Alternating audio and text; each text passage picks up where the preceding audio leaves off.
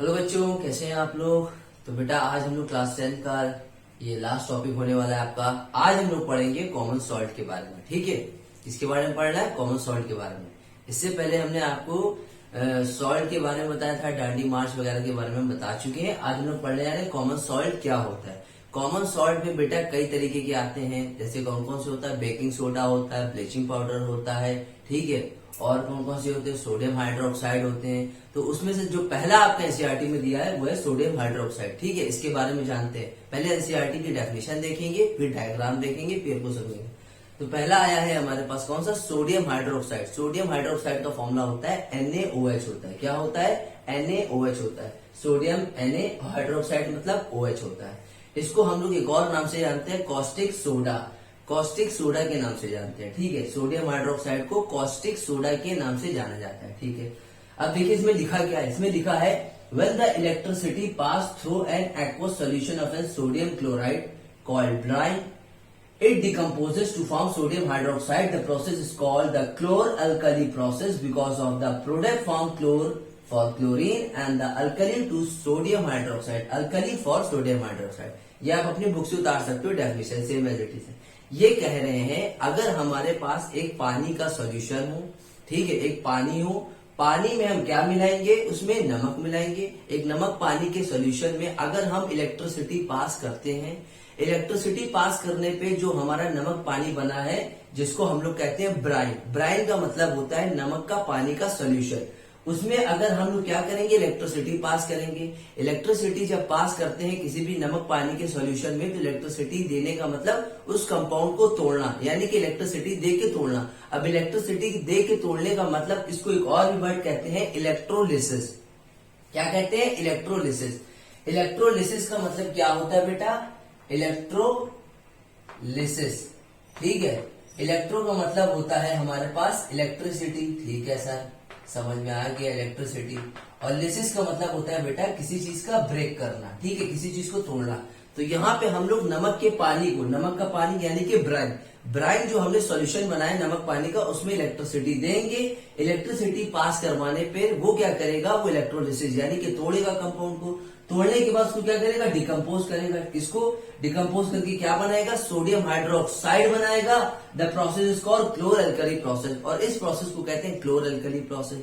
ये सर क्लोर क्या है, क्लोर का मतलब बेटा होता है हमारा, क्लोर का मतलब क्या होता है, क्लोर का मतलब होता है क्लोरीन। अभी हम समझाएंगे डायग्रामेटिक से भी। क्लोर का मतलब होता है हमारा क्या, क्लोरीन होता है। और अल्कली जो होता है वो आया है हमारा किससे, हाइड्रोक्साइड, सोडियम हाइड्रोक्साइड कहते हैं। देखिए यहाँ पे लिखा है क्लोर फॉर मतलब क्लोरीन, और अल्कली का मतलब होता है सोडियम हाइड्रोक्साइड, सोडियम हाइड्रोक्साइड।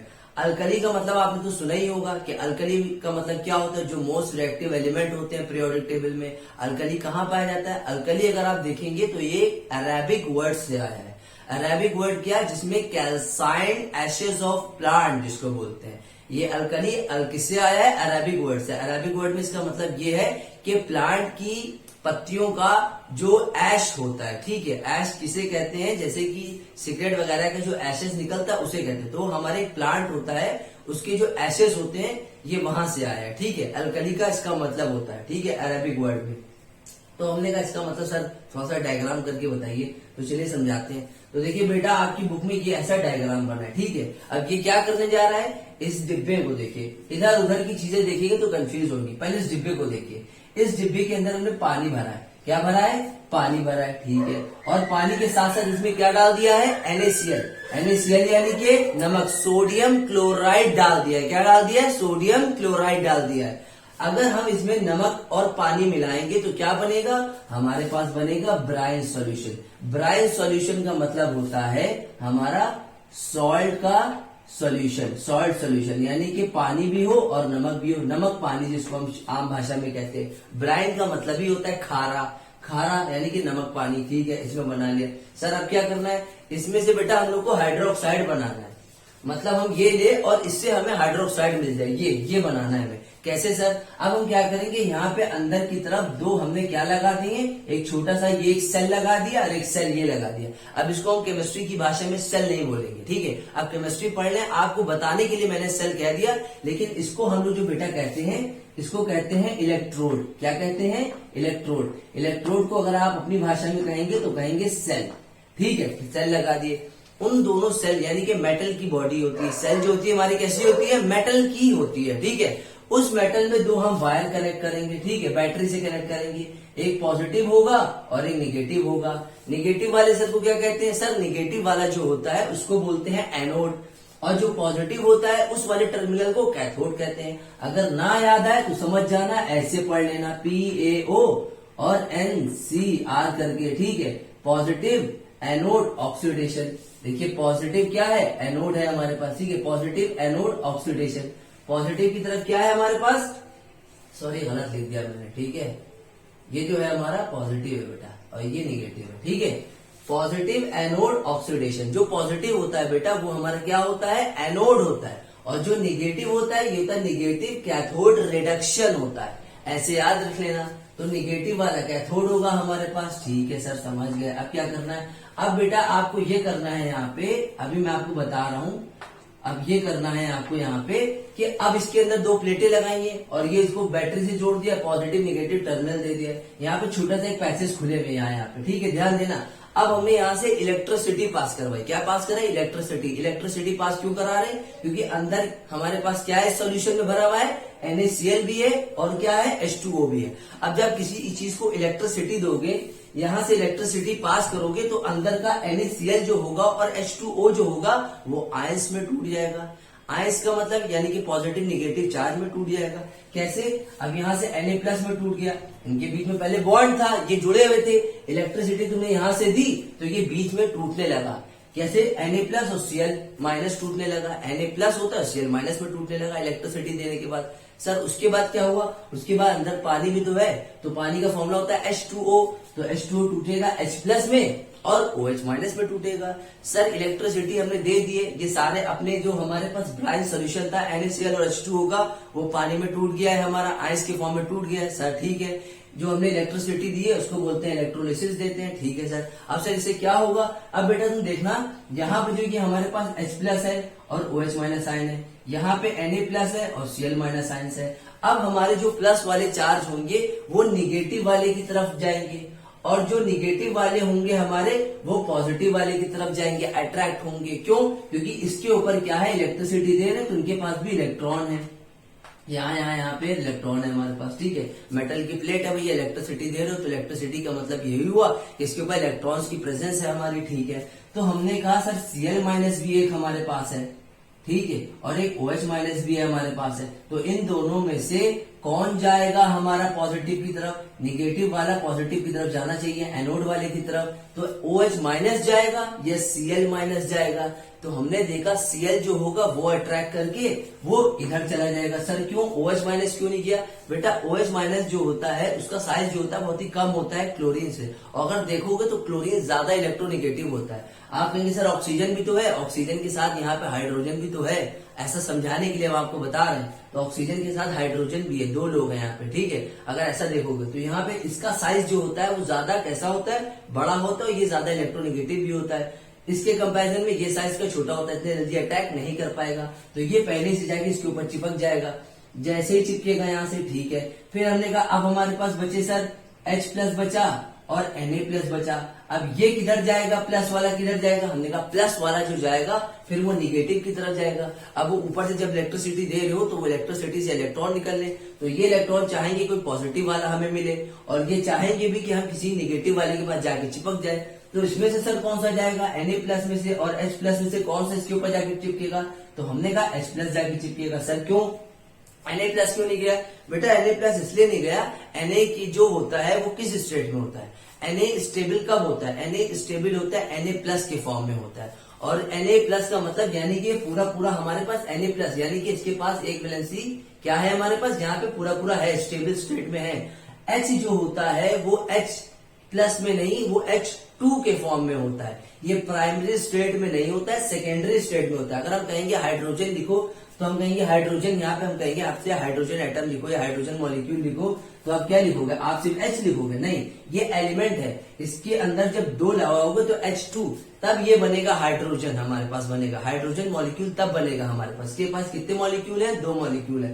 तो इसीलिए कहा Na जो है वो हमारा ज्यादा स्टेबल है और H प्लस बेचारा स्टेबल नहीं है, तो H प्लस को हमें हाइड्रोजन बनाना है। H अगर होता सिर्फ हमारे पास तो स्टेबल ना होता, इसको एक और H मिलता तब जाके ये H2 बनाता, तब होता। यहाँ पे Na भी तो ऐसे ही होता, सर Na तो पहले ही से स्टेबल है, Na प्लस के फॉर्म में, तो इसलिए H प्लस जाके इसके ऊपर अटैक कर देगा। ठीक है, हमने देख लिया। सर अब ये बताइए इससे हुआ क्या, इससे ये हुआ बेटा, इससे ये हुआ। अब देखेंगे जो हमारा ये H प्लस है कैथोड की तरफ जाके चिपक गया, कैथोड की तरफ जाके चिपका तो हमने लिखा एट कैथोड, कैथोड पे जाके चिपका तो हमने देखा एट कैथोड पे जाके चिपक गया। ठीक है, अभी ये मैं मिटा दे रहा हूँ, आपको समझाने के लिए बताऊंगा। ठीक है, ठीक है।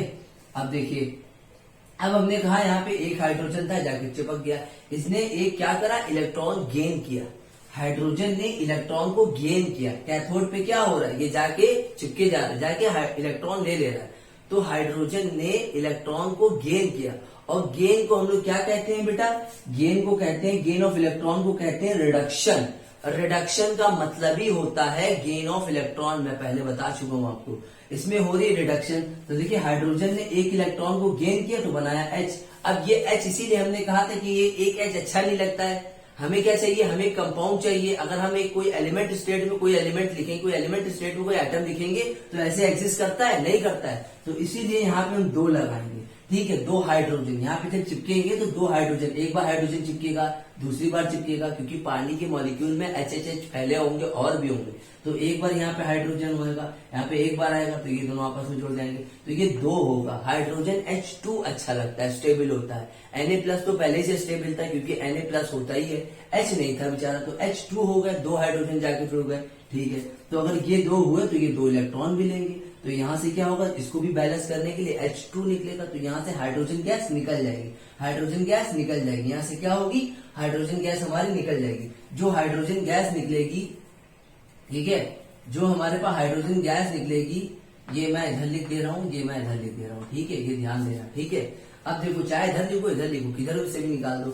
अब जो ये हाइड्रोजन गैस निकली तो देखिए यहाँ से हाइड्रोजन गैस निकल ली, भैया गैस है हमारी, तो एरो ऊपर दिखाएंगे। अगर कोई पार्ट नहीं सॉल्युबल है, जो पार्ट पूरी तरीके से मिक्स ना हो पाए, तो उसको नीचे की तरफ एरो दिखाते हैं। अब ये हमारे पास क्या निकली, 2H, इसने क्या करा, 2 इलेक्ट्रॉन को गेन किया। गेन करने का मतलब क्या होता है, रिडक्शन। रिडक्शन का मतलब होता है गेन ऑफ इलेक्ट्रॉन, इलेक्ट्रॉन को गेन करना। गेन कहाँ पे हो रहा है, कैथोड पे हो रहा है। ठीक है, H2 क्या है, गैस है हमारे पास। अब यहाँ पे क्या हुआ, गेन का मतलब एक और भी होता है, गेन ऑफ हाइड्रोजन और लॉस ऑफ ऑक्सीजन।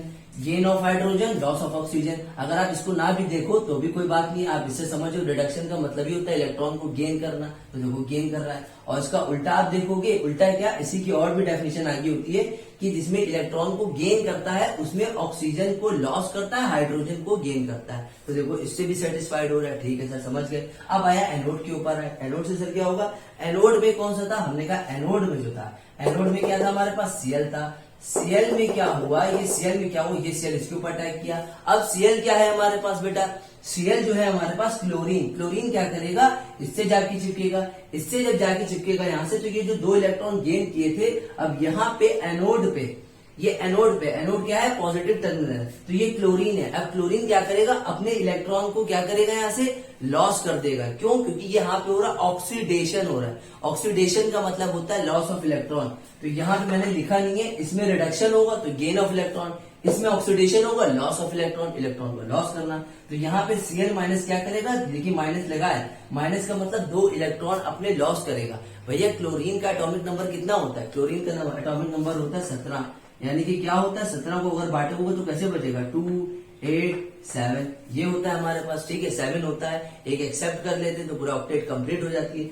अब यहाँ पे हमने देखा, यहाँ पे क्या कर रहा है, 2 इलेक्ट्रॉन को लॉस कर रहा है, क्योंकि ऑक्सीडेशन का मतलब बेटा होता है हमारा क्या, लॉस ऑफ इलेक्ट्रॉन। ठीक है, क्या होता है, लॉस ऑफ इलेक्ट्रॉन होता है, इलेक्ट्रॉन का लॉस करना होता है। ठीक है, इसमें क्या होता है, गेन करना होता है। तो देखो 2 इलेक्ट्रॉन अपने लॉस कर रहा है, तो ये क्या बनेगा, Cl2+, न्यूट्रल स्टेट में, कोई इसके ऊपर चार्ज वार्ज नहीं है, Cl2, तो ये भी गैस के फॉर्म में बाहर निकला। तो देखिए यहाँ से ये Cl2 निकली और यहाँ से ये H2 निकला। ठीक है सर, इससे हो क्या रहा है, इससे तो सोडियम हाइड्रोक्साइड बनाना चाहिए। अब देखो, अब देखो, अब देखो, अब जो हमने इतनी सारी कहानी अंदर गढ़ी थी कि NaCl और H2O को लेके तोड़ा है, अब यहाँ पे नेट रिएक्शन देखो, नेट रिएक्शन देखो, नेट रिएक्शन देखो। यहाँ पे क्या है, अब अंदर क्या था, NaCl था, अंदर क्या था, पानी था, ठीक है, इसमें हमने बैलेंस कर दिया पहले से। अब दोनों को जब हम नेट रिएक्शन देखेंगे, इलेक्ट्रोलिसिस कराएंगे इन दोनों के अंदर, पहले तो हमने इन दोनों को तोड़ के दिखाया, अब इन दोनों को अगर मिला के दिखाएंगे तो NaCl एक्वस, एक्वस का मतलब पानी, पानी यानी कि पानी में डूबे हैं। कहाँ पानी, ये देखो पानी, पानी भी लिया था यहाँ पे, NaCl भी लिया था। अब इसमें क्या कराना है, इलेक्ट्रोलिसिस। इलेक्ट्रोलिसिस का मतलब होता है क्या, किसी चीज को इलेक्ट्रिसिटी के दे के तोड़ देना। तो देखो यहाँ दिया, तो यहाँ पे क्या बना हमारे पास, सोडियम हाइड्रोक्साइड बना, Cl2 गैस और H2 बनेगा। यहाँ पे इन दोनों को आपस में रिएक्शन करवाने पे बनेगा बेटा क्या, हमारे पास बनेगा सोडियम हाइड्रोक्साइड। देखो सोडियम हाइड्रोक्साइड आ रहा है, ठीक है, और क्या बनेगा, Cl2 गैस। देखो Cl2 गैस निकल रही है, H2 गैस निकल रही है। ये वाला कॉन्सेप्ट समझ में आ गया, अगर नहीं है तो रिवाइंड करके एक बार फिर से देखिएगा, ठीक है। अब देखिए यहाँ पे हमने ये सारी आपको चीजें बता दी, हमें क्या बनाना था, सोडियम हाइड्रोक्साइड हमने बना लिया, ठीक है। अब क्या करना है यहाँ पे एक और बात सुनिए, अब इसकी यूजेस आते हैं कि सोडियम हाइड्रोक्साइड जो होती है, ये चीज याद रखिएगा। अच्छा एक चीज और बता देना, एक चीज और बता देना, ये जो क्लोरीन होती है बेटा, ये हमारी पेल येलो कलर की होती है। कैसी होती है, पेल येलो कलर की। पेल येलो का मतलब होता है हल्का सा येलोइश कलर होता है। अगर आप इसको लिटमस पेपर में डुबो के देखोगे तो लिटमस पेपर हमारा रेड से ब्लू में चेंज हो जाएगा, रेड से ब्लू में चेंज हो जाएगा, और हमें पता चल जाएगा कि ये बेसिक वाला है, हमारी क्या है, बेसिक सोल्यूशन है, ठीक है। इस चीज पे ध्यान देना, ठीक है। सॉरी, एसिडिक हो जाएगा, ठीक है, ये मैं मिटा दे रहा हूं यहां से, ठीक है। जब इसको क्लोरीन का कलर देखोगे तो क्लोरीन का कलर जो आएगा बेटा यहाँ पे पेल येलोइश आएगा, और ये टर्न होता है किसमें, ये हो जाएगा हमारा एसिड में। जब लिटमस पेपर डुबोगे, जब येलोइश कलर जो आएगा क्लोरीन का, तो क्लोरीन का पेल येलोइश कलर में अगर आप लिटमस पेपर डुबोगे, डुबोने के बाद जब देखोगे तो ये हमारा कैसा हो जाएगा, एसिडिक आएगा। एसिडिक क्यों आएगा, हमने बताया था blue litmus turns red, red litmus turns blue, तो ये पहले वाला था। ब्लू लिटमस जो था वो टर्न हो गया रेड में, रेड आने का मतलब हुआ एसिडिक, तो यानी कि ये क्या होगा, एसिडिक होगा। और ये जो बेटा हाइड्रोजन गैस यहाँ से निकल रही है, इसका भी एक और ऑब्जर्वेशन हम बता दे रहे हैं, वैसे इसमें है नहीं ऑब्जर्वेशन इसका हाइड्रोजन गैस का, ये है कि हाइड्रोजन गैस के पास अगर जो निकल रही है यहाँ से, इसके पास कोई कैंटीन लेके जाओगे, पहले बताया था हमने, कैंटीन लेके जाओगे, अगर इसको किसी चीज में हाइड्रोजन गैस को कलेक्ट कर लेते हो, ये जो गैस निकल रही है, अगर इसके ऊपर टेस्ट ट्यूब उल्टा करके लगा के देख लो, ठीक है, उल्टा कर दो तो उसके अंदर हाइड्रोजन गैस चली जाएगी। अब उस हाइड्रोजन गैस को क्या करो, स्टोर करके उसके पास कैंटीन ले जाओ, कोई भी शमा ले जाओ, कोई भी स्पिरिट लैम्प ले जाओ, तो उसमें से एक पॉप साउंड निकलेगा। तो यहाँ पे क्या निकलेगा, यहाँ पे पॉप साउंड निकलेगा। क्यों, क्योंकि यहाँ से पता चल जाएगी कि हाइड्रोजन गैस निकल रही, जिसमें पॉप साउंड होगा उसमें हाइड्रोजन गैस होगी, तो कंफर्म हो गया। तो देखिए ये निकला। अब हमारे पास आता है बेटा यहाँ पे यूजेस, सोडियम हाइड्रोक्साइड के यूजेस क्या होते हैं, जल्दी जल्दी बता दे रहे हैं, आपकी बुक में भी लिखा है, आप देख सकते हो। For making some fabric like rayon, ये फैब्रिक यानी कि कपड़ा वगैरह देखते हो फैब्रिक, ठीक है, इसमें काम आता है, ठीक है। For making soaps and detergent, भैया डिटर्जेंट के काम आता है। सोडियम हाइड्रोक्साइड कहाँ यूज करते हैं, डिटर्जेंट बनाने में, जो हमारे रोजमर्रा की जितनी भी चीजें हैं डिटर्जेंट वगैरह उसमें इस्तेमाल करते हैं, ठीक है। क्लोरीन का इस्तेमाल कहाँ कहाँ होता है, use in the drinking water, पानी में क्या मिलाते हैं, जो हम लोग को दे के जाते हैं, आरओ वगैरह दे के जाते हैं, उसमें क्या क्या होता है, क्लोरीन वगैरह होता है, ताकि पानी को साफ सुथरा रख सके। स्विमिंग पूल वगैरह में मिलाते हैं ताकि बैक्टीरिया वगैरह को मार सके, हार्मफुल बैक्टीरिया को मार सके, इसलिए हम लोग क्लोरीन का इस्तेमाल करते हैं। Use in part of the sanitation process for the industrial waste and sewage, इसको हम लोग बड़ी बड़ी इंडस्ट्रियों में यूज करते हैं, जहाँ पे सैनिटेशन अच्छी तरीके से सैनिटेशन रख सके, साफ सफाई रख सके, तो इसलिए क्लोरीन का यूजेस करते हैं, ठीक है। ये हमारा पहला कॉमन सॉल्ट है सोडियम हाइड्रोक्साइड। बना कैसे, इस प्रोसेस से, जिसको कहते हैं क्लोर अल्कली प्रोसेस। इस प्रोसेस का नाम क्या होता है, क्लोर अल्कली प्रोसेस होता है, ठीक है। इसको नोट करिए जल्दी से बेटा। अब देखिए बेटा, आप लोग के पास कॉमन सॉल्ट जो आया है, नेक्स्ट वाला bleaching powder. Sir bleaching powder का मतलब क्या होता है बेटा, ब्लीचिंग का मतलब ही होता है किसी कलर को रिमूव कर देना, ठीक है। ब्लीचिंग का मतलब क्या होता है, ब्लीचिंग का मतलब होता है किसी चीज को रिमूव कर देना, या क्या करना उसमें से रिमूव करने के कलर, यानी कि ब्लीचिंग का मतलब होता है सुखा देने एक तरीके से, ऐसा समझो यहाँ पे, ठीक है, ऐसा समझ लिया। तो अब देखिए यहाँ पे ब्लीचिंग जो लिखा है बेटा, यहाँ पे ब्लीचिंग पाउडर का जो फॉर्मूला होता है वो होता है CaOCl2। ब्लीचिंग पाउडर का मतलब क्या होता है? ब्लीचिंग पाउडर का मतलब होता है CaOCl2, ये है इसका मॉलिक्यूलर फॉर्मूला। ये CaOCl2 है क्या बेटा? ये जो होता है ये पेल येलोइश कलर का होता है। कैसा होता है? पेल येलोइश कलर। पेल येलोइश समझ गए? पेल येलोइश मतलब होता है पीला और हल्का सा लाल कलर का मिक्सचर। पेल येलोइश पाउडर होता है। कैसा होता है? पाउडर के फॉर्म में होता है। स्ट्रॉन्ग स्मेल ऑफ क्लोरीन, जिसमें से स्मेल यानी कि क्लोरीन की तगड़ी स्मेल आती है, उसे कहते हैं ब्लीचिंग पाउडर। ठीक है, ब्लीचिंग वगैरह तो देखा ही होगा ना कि कैसे ब्लीचिंग करवाती है लेडीज वगैरह। ठीक है, देखा है फेस को कितना अच्छा बनाती है, चमकीला बनाती है, वो सब आप जानते होंगे। जितने लोग हैं, जितने भी जो वीडियो देख रही है गर्ल्स वगैरह, उनको तो मालूम होगा ब्लीचिंग का मतलब। और ब्लीचिंग का बेटा एक हमारा केमिकल फॉर्मूला जो होता है, केमिकल नेम जो होता है, इसको एक और नाम से जाना जाता है। इसको बोलते हैं कैल्शियम ऑक्सीक्लोराइड बोलते हैं। क्या बोलते हैं? देख लिया यहाँ पे क्या लिखा है, कैल्शियम ऑक्सीक्लोराइड बोलते हैं। क्या बोलेंगे यहाँ पे? कैल्शियम ऑक्सीक्लोराइड मतलब होता है। और इसका मतलब क्या बताया? इसमें से कलर को रिमूव कर देना, कलर को रिमूव कर देने वाले को ही ब्लीचिंग पाउडर कहते हैं। ठीक है सर, समझ गए। अब देखिएगा बेटा, अब देखिए यहाँ पे क्या है, यहाँ पे इसका मतलब बता रहे। अभी आप लोगों ने जो एक्टिविटी की थी, ठीक है, एक्टिविटी क्या, सोडियम हाइड्रोक्साइड को कैसे बनाया था? ब्राइन वाटर से।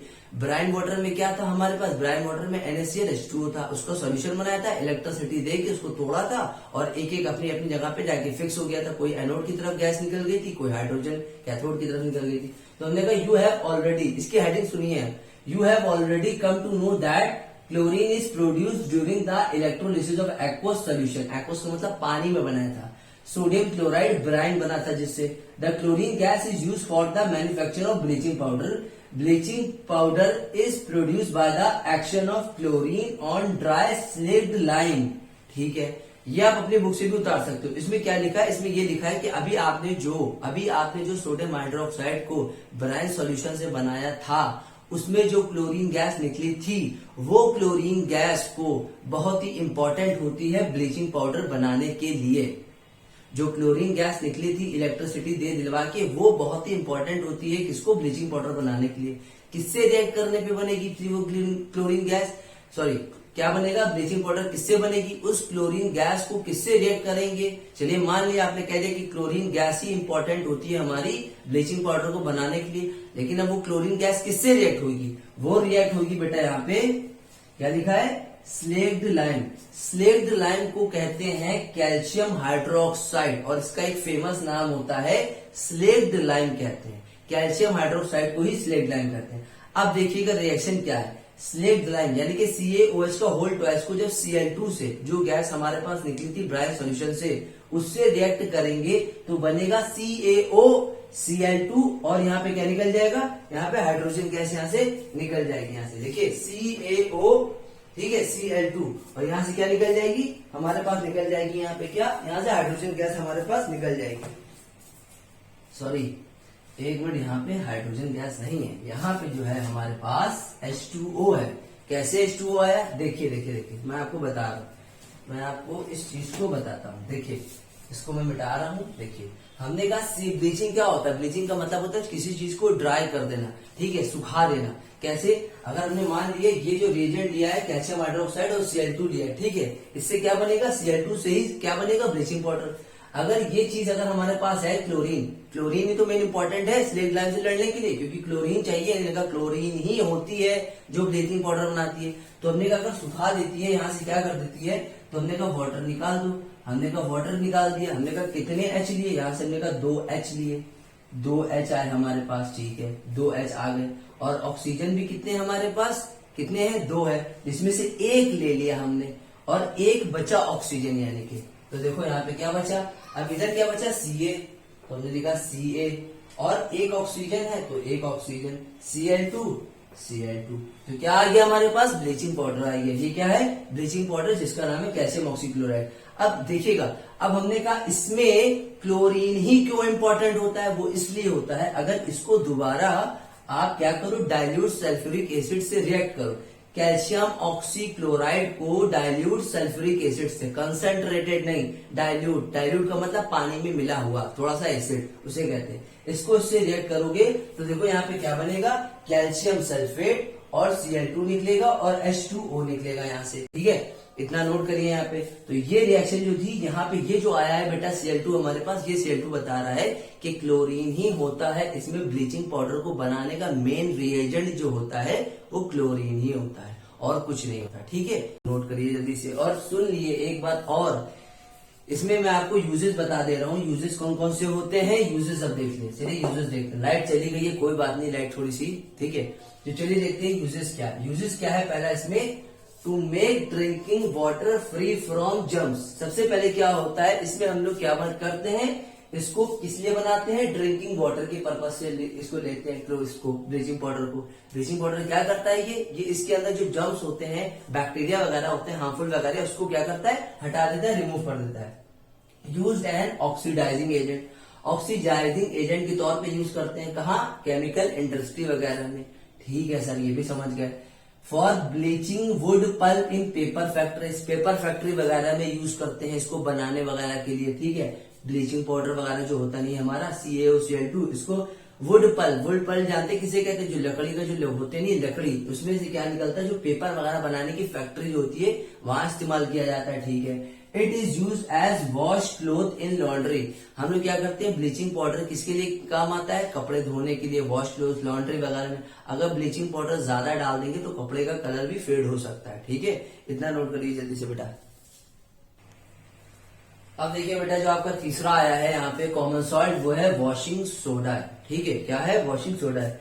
वॉशिंग सोडा किसमें इस्तेमाल करते हैं बेटा, आप बताइए। वॉशिंग वगैरह, सर्फ एक्सेल वगैरह, डिटर्जेंट वगैरह में आप इस्तेमाल करते हो नहीं करते हो, आप खुद बताओ, ठीक है। ये सारी चीजें इस्तेमाल करते हो वॉशिंग सोडा में।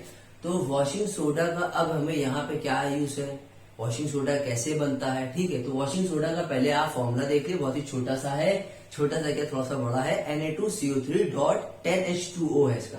इसे कहते हैं सोडियम कार्बोनेट डेकाहाइड्रेट कहते हैं।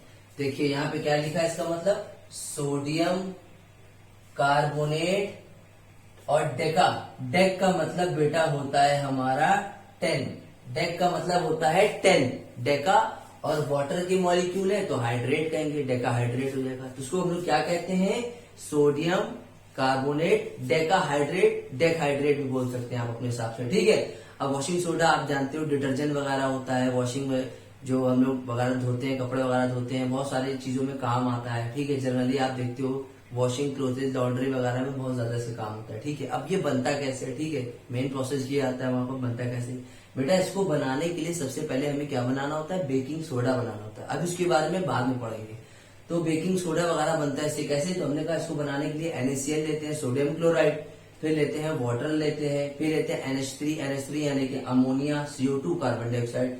इन सबको जब हम मिलाते हैं एक, ठीक है, एक बड़े से कंटेनर में एक रिएक्शन होती है, इन सबको जब हम करते हैं तो हमारे पास मिलता है NaHCO3। NaHCO3 को ही हम लोग बेकिंग सोडा कहते हैं। अब इसके बारे में बाद में पढ़ेंगे, इसके बाद जो चौथा सॉल्ट आएगा इसे कहते हैं बेकिंग सोडा कहते हैं। ये कैसा होता है, कौन से नेचर का होता है, एसिडिक होता है, बेसिक, ये बेसिक होता है। पता कैसे चला, अभी बता रहे हैं। ये जो होता है बेटा, ये बेकिंग सोडा जिसको हम लोग कहते हैं सोडियम हाइड्रोजन कार्बोनेट, इसको हम लोग बेकिंग सोडा के नाम से भी जानते हैं। ये जो होता है बेटा पानी में बहुत ज्यादा सॉल्युबल नहीं होता, थोड़ा सा सॉल्युबल होता है। ज्यादातर ये पीपीटी बना लेता है। पीपीटी का मतलब क्या होगा, देखिए लिखा हुआ स्लाइटली सॉल्युबल इन वाटर और पीपीटी, ये थोड़ा सा सॉल्युबल होता है पानी में और ज्यादा थोड़ा सा पीपीटी बना लेता है। पीपीटी का मतलब होता है प्रेसिपिटेशन, प्रेसिपिटेशन का मतलब होता है जो पार्ट पानी में जाके पूरी तरीके से घुल मिल ना पाए, नीचे बैठे, पीपीटी उसे कहते हैं। तो ये ऐसा होता है। और क्या निकलेगा हमारे पास, इन सब की रिएक्शन से निकलेगा हमारे पास ammonium chloride, NH4Cl, ammonium chloride, ठीक है, हमने मान लिया। हमने कहा ये बेसिक क्यों है हमारे पास, ये जो है हमारे पास बेसिक क्यों, ये बेसिक इसलिए है बेटा कि हमने इसको जब देखा लिटमस पेपर में डुबो के, इस सॉल्यूशन के अंदर लिटमस पेपर डुबो है, लिटमस पेपर को डुबो के देखा तो हमने देखा रेड लिटमस पेपर जो था वो बदल रहा था, टर्न हो रहा था ब्लू में, और रेड से ब्लू में जाने का मतलब होता है बेसिक। ये मैं पढ़ा चुका हूं आपको, ठीक है, इतना याद रखना। अब हमने कहा कि सर हमें तो ये बनाना है वॉशिंग सोडा Na2CO3, तो कैसे बनाएंगे, तो हमने कहा यहां से देखिए हमारे पास बेकिंग सोडा जो आया था, ये बेकिंग सोडा। और एक चीज याद रखिएगा बेटा ये जो हमने बताया है यहाँ पे ये Na2CO3 Na2CO3 ये सोडियम कार्बोनेट, इसे हम लोग सोडा ऐश बोलते हैं। क्या बोलते हैं? Soda ash. सोडा ऐश कहाँ से मिलता है? सोडा ऐश मिलता है प्लांट की पत्तियों को का चूरा जो बन के आता है, उससे हमें मिलता है सोडा ऐश। सोडा ऐश कह लो या सोडा क्रिस्टल कह लो या वॉशिंग सोडा भी बोल सकते हो, उसको अभी आगे बन जाएगा। कैसे? तो देखो हमने यहाँ पे लिया बेकिंग सोडा। बेकिंग सोडा में क्या था? ये था, ये जो बना है पहला प्रोडक्ट है, ये बाई प्रोडक्ट होता है, इसे नहीं लिया जाता, इसीलिए इसे यहाँ पे रखा। इसे हमने क्या करा? हीट करा। बेटा ये जो झोपड़ी बनी है, इसको झोपड़ी को हीट का सिंबल कहते हैं। हीट का सिंबल, अगर हीट ना लिखना हो तो हीट ऐसे दिखा दो, ठीक है। तो हमने जब इन सब का क्या किया? हीट करा, यानी कि इस पूरे बड़े से कंपाउंड को हमने हीट करके तोड़ना चाहा, इसको तोड़ना चाहा हीट करके। तो हमने कहा जो हीट करके तोड़ ले, तो हमारे पास ये सारी चीजें निकली। क्या निकली?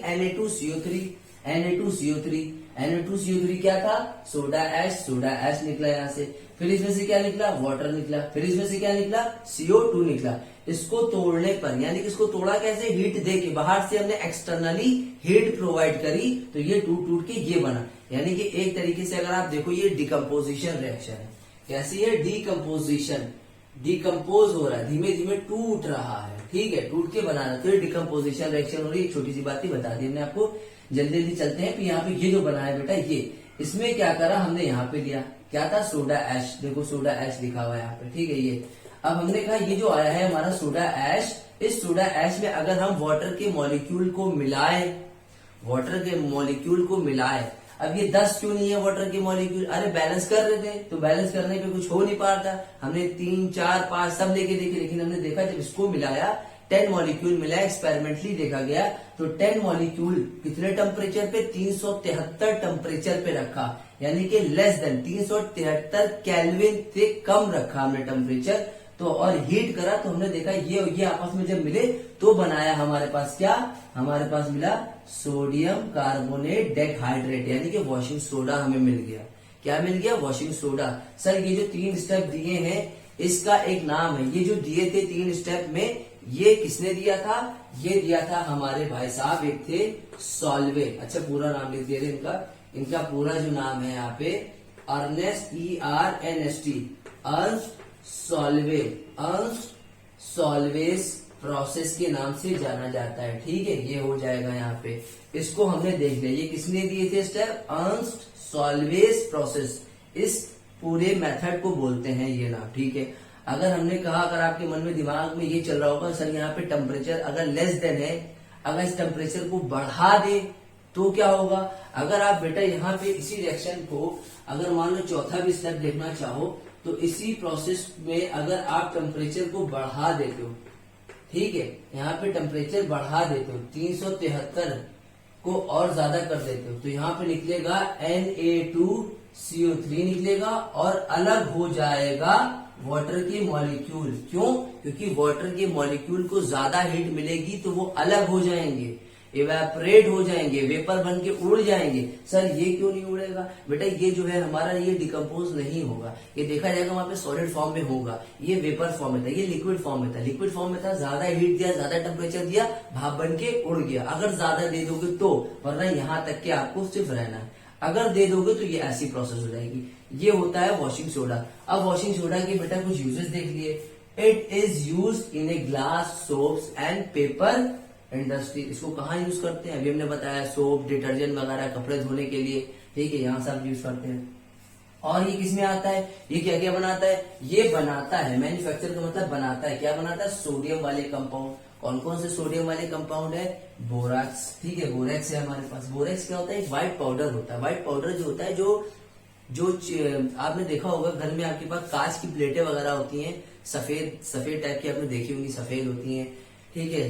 प्रेच जिसको बोलते हैं, प्रेच, ठीक है। चाय, इसमें चाय लेके आते हैं, चाय होती है, प्लेट होती है, ठीक है। जो सिरेमिक्स वगैरह होता है, ठीक है, सिरेमिक्स होता है, ग्लास वगैरह, इस वगैरह, ये सारी चीजों में बनाने के काम आता है, ठीक है। इसमें एक हो गया। और किसमें यूज करते हैं? It is use for cleaning agent for domestic purpose. भैया अपने घर के कामों में जो हम लोग, जो घर के जो काम होते हैं पर्पस के लिए, मतलब चीजों को सफाई सुथराई रखना, कपड़ों वगैरह की, चाहे कोई भी पर्पस हो, जो भी डोमेस्टिक का मतलब ही होता है हाउस होल्ड, घर की जितनी भी चीजें होती है हमारी, वो सारी चीजों में क्लीन करना, सारे जितने भी एजेंट्स होते हैं उसमें ये वॉशिंग सोडा काम आता है। कपड़े वगैरह धोने में मेन रहता है, सबसे इंपॉर्टेंट यही एक वर्ड है इसका। ठीक है, इतनी बात समझ गए बेटा आप? और कोई छूटा तो नहीं? अगर छूटा हो तो कमेंट में बताइएगा। ठीक है, इसको नोट करिए, नेक्स्ट बताते हैं। अब देखिए बेटा, आपके पास जो चौथा आया है हमारे पास कॉमन सॉल्ट, वो है बेकिंग सोडा। ठीक है, बेकिंग सोडा, अभी हमने बेकिंग सोडा का आपको फॉर्मूला बताया था। ठीक है, अभी बता देंगे फिर से। बेकिंग सोडा कह दिए या बेकिंग पाउडर कह दिए, ठीक है, दोनों एक ही चीजें हैं, लेकिन थोड़ा सा इसमें डिफरेंस है, वो हम आगे बताएंगे। बेकिंग सोडा का जो फॉर्मूला होता है NH3 क्या होता है, अरे यहाँ पे ना लिखिए, कहीं और लिखते Na, इसको रफ कर दे रहा हूं मैं। ठीक है, ये कॉमन सॉल्ट है। ठीक है, यहाँ पे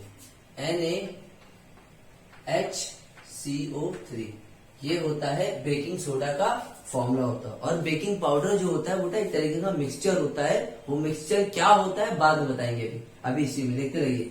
तो हमने कहा बेकिंग सोडा होता है क्या है। बेकिंग सोडा बेटा हम लोग जैसे घर वगैरह में पकौड़े वगैरह नहीं बनाते, ठीक है, केक बनाते हैं, पकौड़े बनाते हैं, खाने की चीजों में, कुकिंग वगैरह की चीजों में इस्तेमाल किया जाता है बेकिंग सोडा। ठीक है, baking soda used for cooking purpose, cooking purpose के लिए इस्तेमाल किया जाता है। ठीक है सर ये बनता कैसे, अभी मैंने आपको बताया था कि NaCl लेंगे, H2O लेंगे, CO2 लेंगे, NH3 लेंगे।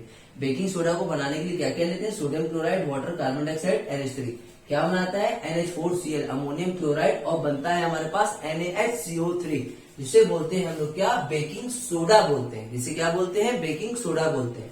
अब ये बेकिंग सोडा जो होता है, ये बेकिंग सोडा बन गया हमारे पास। ठीक है सर, ये तो बहुत आसान था।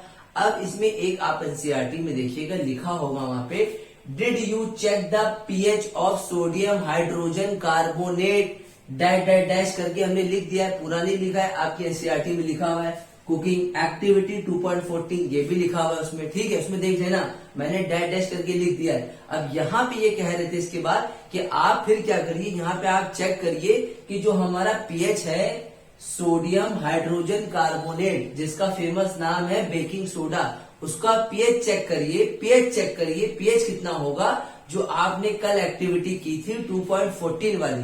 तो हम लोग ने कैसे की थी, तो मैंने 2.14 वाली एक्टिविटी देखिए कैसे की है। हम लोग ने यहाँ पे लिया था एसिड, एक जगह पे लिया था बेस, एक जगह पे लिया था पीएच, एक जगह पे लिया था सॉल्ट। ठीक है, तो एसिड में क्या लिया था, कार्बोनिक एसिड H2CO3 लिया था। फिर बेस में क्या लिया था, स्ट्रॉन्ग बेस, कौन सा, NaOH लिया था, स्ट्रॉन्ग बेस। तो हमने देखा इसका पीएच जो है ज्यादा आ रहा है, कितना आ रहा है, मोर देन 7। ठीक है, मोर देन 7 यहाँ पे लिख देना। तो हमने देखा एसिड और बेस को मिलाया तो बना Na2CO3 बना, सॉल्ट बना। तो हमने कहा Na2CO3 का सॉल्ट जो बनेगा उसका पीएच कितना होगा, तो हमने कहा पीएच कैसे निकाला था, कल बताई थी ये बात कि इसका जो पीएच होता है कितना होता है, 7 होता है, 7 से ज्यादा होता है। क्योंकि इसका अभी हमने देखा था ये बेसिक नेचर में था, बेसिक नेचर में था, स्लाइटली सॉल्युबल था वाटर में, और ये बेसिक नेचर होता है। तो हमने यहाँ पे जब देखा H2CO3 NaOH को जो मिलाया तो उसका पीएच ज्यादा आना था। ज्यादा आने का मतलब यानी कि ये बेसिक है हमारा, और ये सॉल्ट है हमारा, और ये बेसिक है। कैसे देखा था, कल वाली एक्टिविटी देखिएगा। और उसी चीज को और करके मैंने लिखा है, और करके लिखा है मैंने यहाँ पे, यही चीज ये भी लिखी है।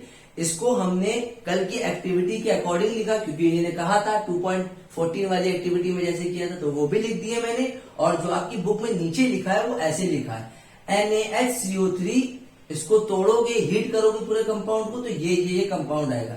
देखो ये रिएक्शन सेम ही है ना, Na2CO3 अब ये H2O CO3 जो है हमारा बेटा क्या है, इन दोनों को मिला दोगे, इन दोनों को अगर मिला दोगे, H कितने हैं यहाँ पे, H2 है, और C कितने हैं, 1 है, O कितने हैं, 2 और 1 3, तो H2CO3। अब देखो इसी को इन्होंने ऐसे लिख दिया यहाँ पे, H2CO3 को इन्होंने NaOH से रिएक्ट करा तो ये Na2CO3 बना।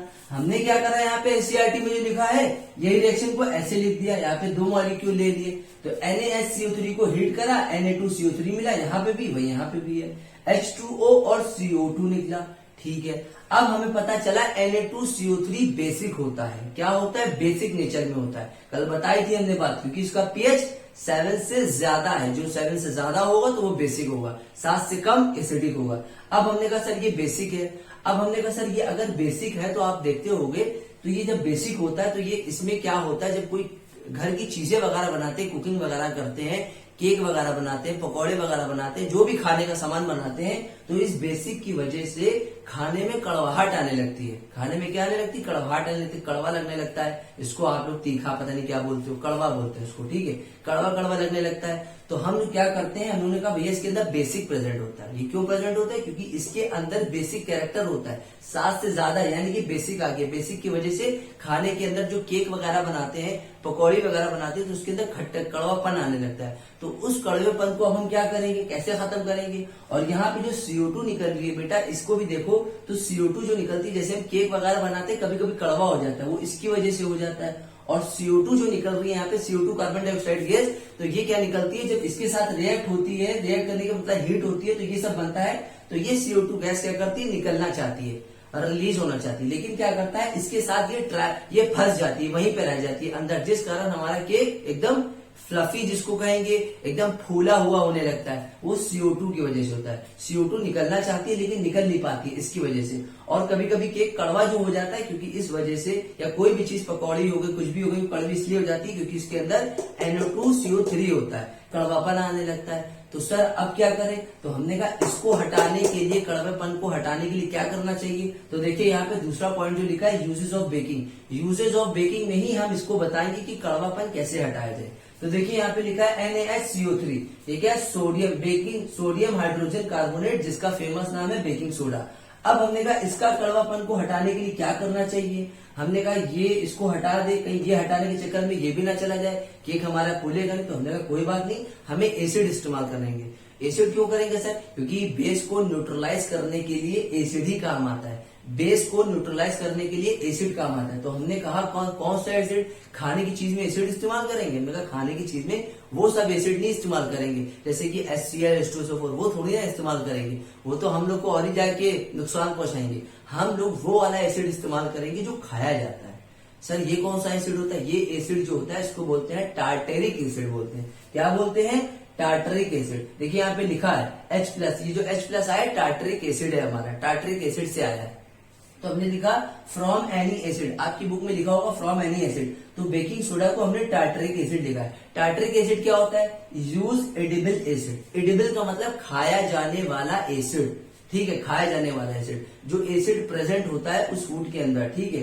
टार्टरिक एसिड, टार्टरिक एसिड किसे कहते हैं? C4H6O6, ठीक है, ये होता है टार्टरिक एसिड का फॉर्मूला होता है, और उसका H+ हमने यहाँ लिखा।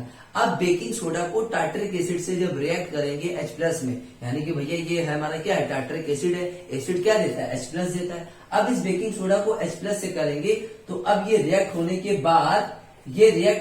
बाद, पहले इसे अकेला था, अब इसको यहाँ पे जब हमने H+, टार्टरिक एसिड के H+ से जो निकला है एसिड H+, तो उससे रिएक्ट करा तो निकला CO2, H2O और Na निकला। आपकी बुक में क्या निकला है? आपकी बुक में यहाँ पे लिखा है sodium of salt, sodium of any salt, ऐसा करके कुछ लिखा हुआ, आप देख लीजिएगा। हमने क्या कर दिया? हमने डायरेक्ट ले लिया, यहाँ पे क्या ले लिया? Na क्या है हमारा? ये क्या है? Na एक सोडियम, यानी कि कोई भी सोडियम सॉल्ट हो सकता है, तो हमने Na निकाल दिया। तो यहाँ पे CO2 भी आ गया, वाटर भी आ गया, Na यानी कि सोडियम। तो अब हमें पता चला यहाँ पे इसका इस्तेमाल करने की वजह से जो कड़वाहट थी बेसिक चला गया, क्योंकि ये हमारा बेस नहीं है। अब ये कोई भी सॉल्ट निकल आया, कौन सा salt? Salt of sodium, sodium का सॉल्ट निकल आया, तो ये कड़वेपन को रिड्यूस कर देगा, कैंसिल आउट कर देगा, हटा देगा। लेकिन CO2 तो रहेगा। CO2 से क्या होगा? केक अगर वगैरह बनाएंगे तो वो फूलेगा, अच्छा होगा केक वगैरह, क्योंकि कार्बन डाइऑक्साइड निकलना चाहेगी और ये ट्रैप कर लेगा। जब ये ट्रैप कर लेगा तो अंदर ही रह जाएगी, अंदर रह जाएगी, तो केक कैसा होगा? फूला फूला होगा, फ्लफी होगा, जिसको बोलेंगे।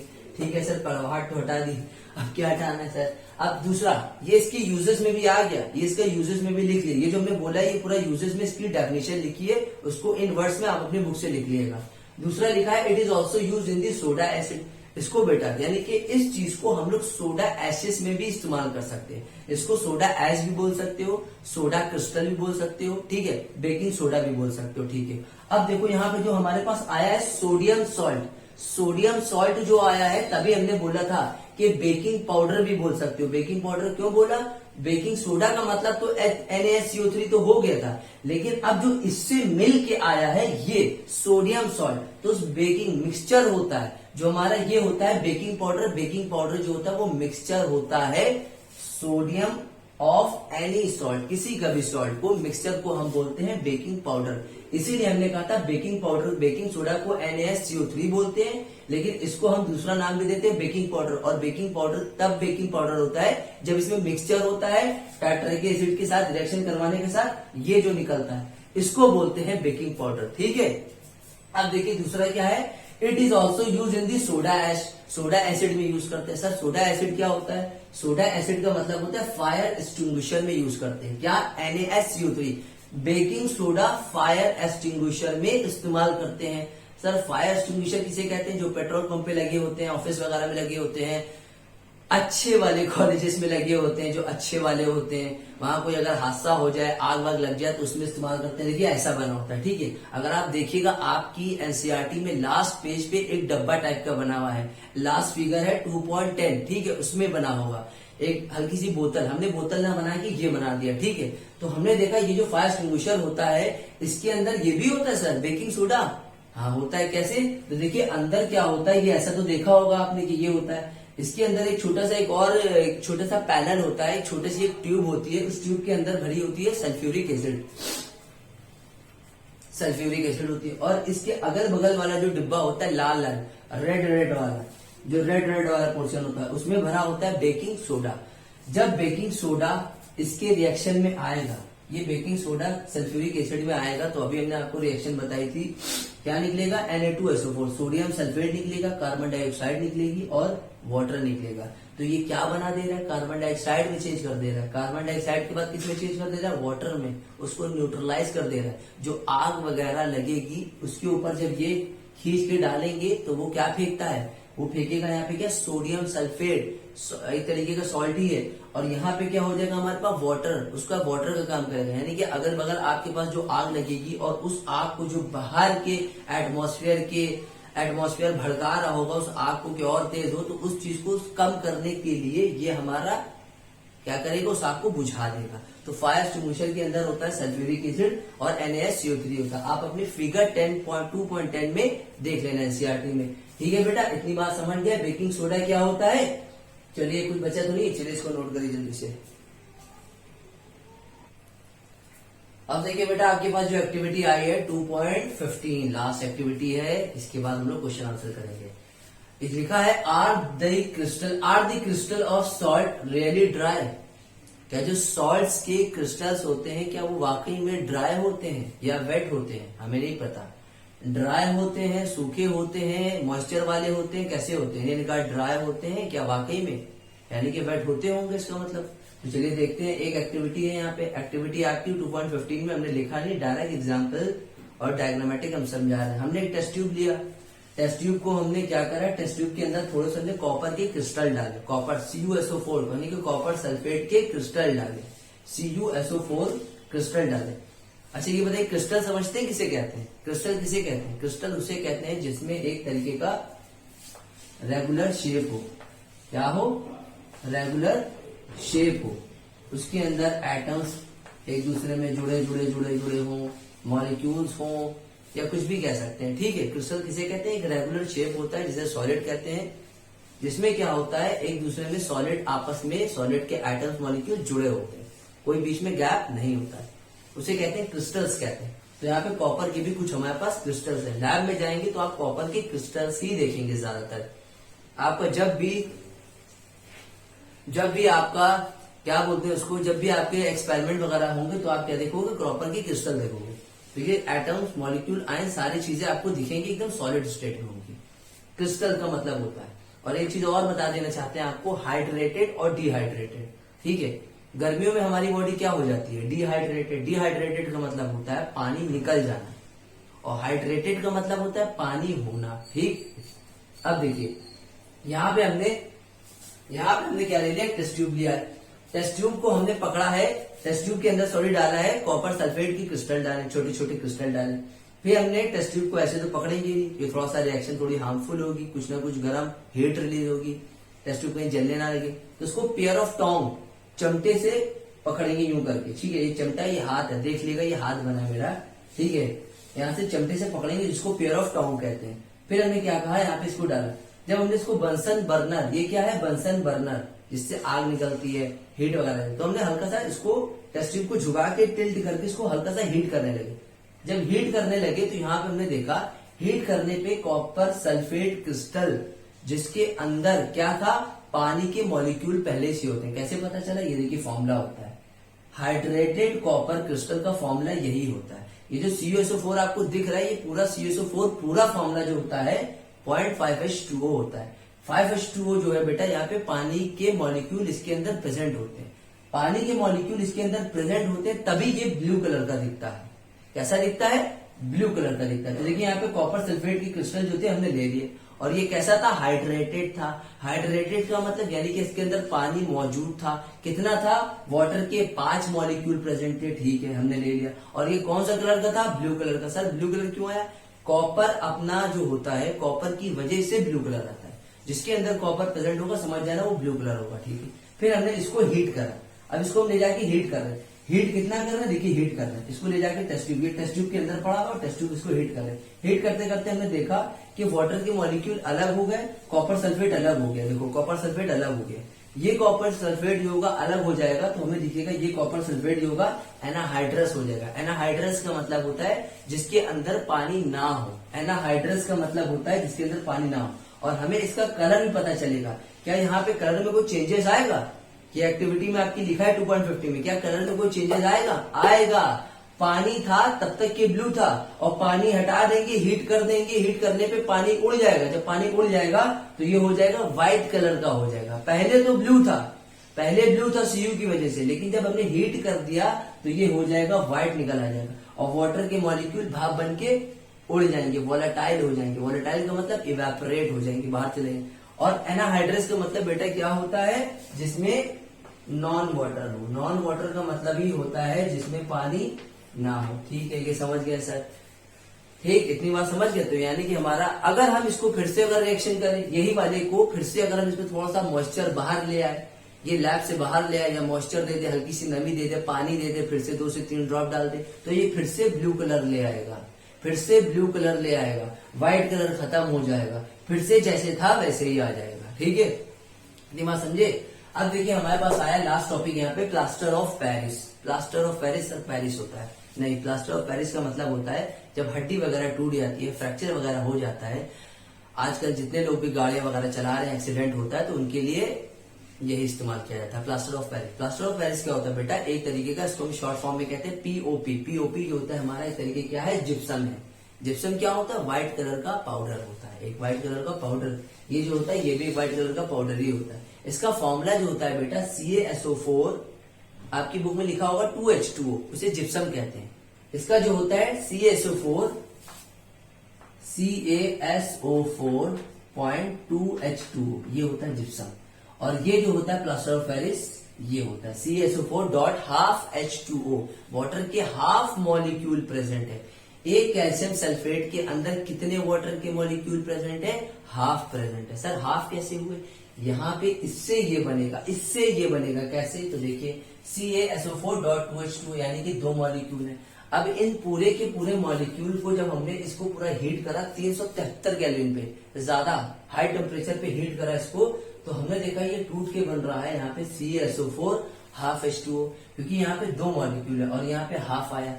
भैया यहाँ पे क्या हो रहा है, अगर आप अपनी बुक में देखोगे तो प्लस करके यहाँ पे, प्लस करके यहाँ पे, प्लस करके क्या होगा, यहाँ पे प्लस करके CaSO4 हाफ H2O, एक ऐसा और निकलेगा, क्योंकि इसके अंदर 2 मॉलिक्यूल, एक मॉलिक्यूल इसको देगा वाटर का, एक मॉलिक्यूल हाफ इसको देगा। हाफ मॉलिक्यूल दोनों में जाएंगे। ये कब होगा, जब हम 373 केल्विन पे हीट करेंगे, ठीक है। ये जिप्सम से हीट करके, जिप्सम को हीट करके बनाएगा पीओपी। और ये जो होता है बेटा, ये पीओपी होता है, प्लास्टर ऑफ पेरिस होता है। प्लास्टर ऑफ पेरिस हॉस्पिटल वगैरह में ज्यादा इस्तेमाल करते हैं, ठीक है। अब यूजेस क्या होते हैं इसके, यूजेस जो होते हैं बेटा, डॉक्टर वगैरह यूज करता है, फ्रैक्चर वगैरह हो जाता है, देखिए डॉक्टर यूज करता है plaster of Paris for supporting fracture bone, जो हमारी फ्रैक्चर हो जाती है बोन, ठीक है, आपके लिए किसी की भी हो सकती है, ठीक है। उसके बाद क्या होता है, POP is a white powder होता है। जो ये पीओपी बना है हमारा, व्हाइट कलर का पाउडर होता है, आटा टाइप का होता है। And mixing with water it change the gypsum. जब इसमें पानी डालते हैं, पानी डालने पे एकदम कड़क हो जाता है, और कड़क हो जाने के बाद बनता है जिप्सम बन जाता है। क्या बन जाता है, जिप्सम बन जाता है। And once given a hard solid, और बहुत ज्यादा हार्ड हो जाता है। आपने देखा होगा जब कभी किसी के साथ तो हुआ होगा, अगर फ्रैक्चर वगैरह हुआ होगा तो पट्टी बनवाने जाते हैं तो इतना बड़ा मसाला लेते हैं। वो मसाला क्या, व्हाइट कलर का पाउडर होते हैं, बीच में होल करते हैं, पानी डालते हैं, जैसे आटा गूंथते हैं वैसे उसको मिक्स करते हैं, जब उसको हाथ में चढ़ा देते हैं तो बहुत ही कड़क हो जाता है। वही चीज देखिए, ठीक है। तो अब बेटा ये हम लोग का लास्ट टॉपिक खत्म हो गया। अब इसके बाद हम लोग के बचे हैं क्वेश्चन आंसर एक्सरसाइजेस, वो हम अगले टॉपिक में देखेंगे, अगले मतलब नेक्स्ट टाइम पे देखेंगे। तो अभी के लिए थैंक यू, चैनल को सब्सक्राइब करिए।